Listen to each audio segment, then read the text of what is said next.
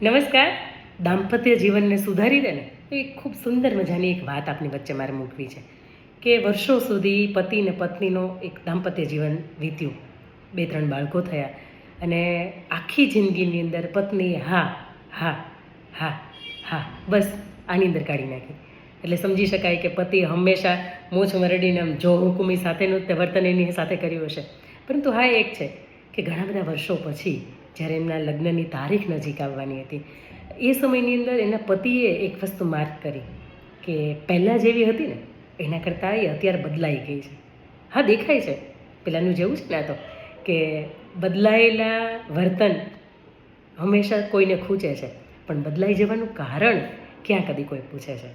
વર્ષો પછી એના બદલાયેલા સ્વભાવને, બદલાયેલા વ્યક્તિત્વને કે બદલાયેલા ચહેરાને જોઈને એક વખત એના પતિએ સવાલ કર્યો કે પહેલાં તો તું આપણી એનિવર્સરી આવતી હતી તો ખૂબ બધાની વર્ષોથી આમ મહિનાઓથી તૈયારી કરતી હોય કે હવે આ તારીખે આપણી તિથિ છે, આપણી તારીખ છે, કેમ આ વખતે ક્યાંય નથી જવું? એટલે સ્ત્રી ના પાડે છે કે ના ના ક્યાંય નથી જવું. ઓકે, પહેલાં બાળકો તને જીદ કરતા, બાળકો તને હેરાન કરતા, બાળકો તને રાત્રે સૂવા ન દેતા, તો તું સવારમાં પહેલી મને વાત કરતી કે આજે મને સૂઈ જવાનું બહુ મન થાય છે કેમ કે બાળકોએ ગઈ રાતે સૂવા નથી દીધા. પહેલાં એક એવો સમય હતો કે તને મન ભાવતું ભોજન તું સામેથી બનાવતી અને મને એવું કહેતી કે તમને ભલે નથી ભાવતું પણ છતાંય તમે ખાઓ કારણ કે મને ભાવે છે. આજે વર્ષો પછી કેમ એવું લાગે છે કે મોહનથાળ તો ઘણા સમયથી ઘરની અંદર બન્યો જ નથી, કે તને પેંડા ભાવે છે, પેંડા તો ઘણા સમયથી ઘરની અંદર આવ્યા જ નથી, અને કે ક્યાંય તને જવાની ઈચ્છા થતી અથવા તો શનિવાર રવિવાર આવતો તો કેટલી બધી ફરિયાદો કરતી, તો તમે ક્યાંય લઈ જ નથી જતા, બધાના લઈ જાય છે, કેમ ક્યારેય ફરિયાદ નથી કરતી. પરંતુ આ બધું જ પુરુષને સમજાય છે, આ પુરુષને દેખાય છે અને પુરુષ એ અનુભવે છે. પરંતુ ક્યારે? લગ્નના 15 વર્ષ 20 વર્ષ વીતી ગયા પછી, બાળકો મોટા થઈ ગયા છે, હવે સ્ત્રીનો ચહેરો છે એ થોડો ઝાંખો થઈ ગયો છે. સ્ત્રીની જે ઈચ્છાઓ હતી, એમના ગરબા ખૂબ ગમતા, પરંતુ આજે આ વર્ષો પછી એમના શોખ, એમની પોતાનું વ્યક્તિત્વ ક્યાંક એ આછું થઈ ગયું હોય, ક્યાંક એ ભૂલી જવાયું હોય, આવું એ સ્ત્રી અનુભવતી હતી. અને પછી એ પુરુષે શાંતિથી બેઠા, એનો હાથ પકડીને શાંતિથી એને વર્ષો પછી કીધું કે તું આટલી બધી કેમ બદલાઈ ગઈ છે, તું તારા માટે કેમ જીવતી બંધ થઈ ગઈ છે? અને ત્યારે એ સ્ત્રી જવાબ આપે છે કે તમારી કોઈ વાતની અંદર મેં આપને સુધારવાના, મેં આપને સમજાવવાના અથાગ પ્રયત્નો કર્યા, પરંતુ એના બદલામાં મને શું મળ્યું?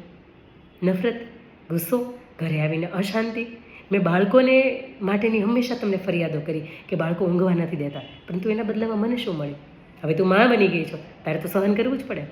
ઘણી વખત હું આપને એવું કહેતી કે મને મોહનથાળ ખૂબ ભાવે છે, આપણે બનાવીએ, તો તમે તરત જ એવું કહેતા કે ઘરની અંદર ઘી વધારે જોઈએ છે, ઘરની અંદર જેવી રીતે આર્થિક વ્યવસ્થા હોય ને એ પ્રમાણે કરાય, તમારું મોઢું તો બહુ ભબડે છે. આવું મળ્યું. ઘણી વખત હું તમને ફરિયાદ કરતી કે શનિ રવિ તમે મને ક્યાંય નથી લઈ જતા. હું એટલા માટે આપને ફરિયાદ કરતી કે સોમથી શુક્ર સુધીમાં આ જવાબદારીઓમાંથી હું થાકું છું. આપની સાથે મારે શનિવાર અને રવિવારે વિતાવવો હોય તો હું શાંતિથી આપની સાથે અઠવાડિયાની અથવા તો મારા મનની કોઈ વાત હોય આપને કહી શકું. ઘણી વખત તમારો નિસ્તેજ થઈ ગયેલો ચહેરો જોઉં, પૂછું કે શું તકલીફ છે, કંઈ ચિંતા છે, તો છતાંય એનો મને જવાબ આજ સુધીમાં હંમેશા ગુસ્સાની સાથે મળ્યો છે. હવે એ સ્ત્રી એવું કહે છે કે મને સમજાઈ ગયું છે કે કદાચ જિંદગી આટલી બધી જીવવાની નથી. હંમેશા ગુસ્સામાં, માનસિક અશાંતિની સાથે, આટલા બધા સ્ટ્રેસની સાથે જીવવું એના કરતાં બેટર છે કે હું મારા શોખને મારી નાખું, હું મારી ઈચ્છાઓને મારી નાખું.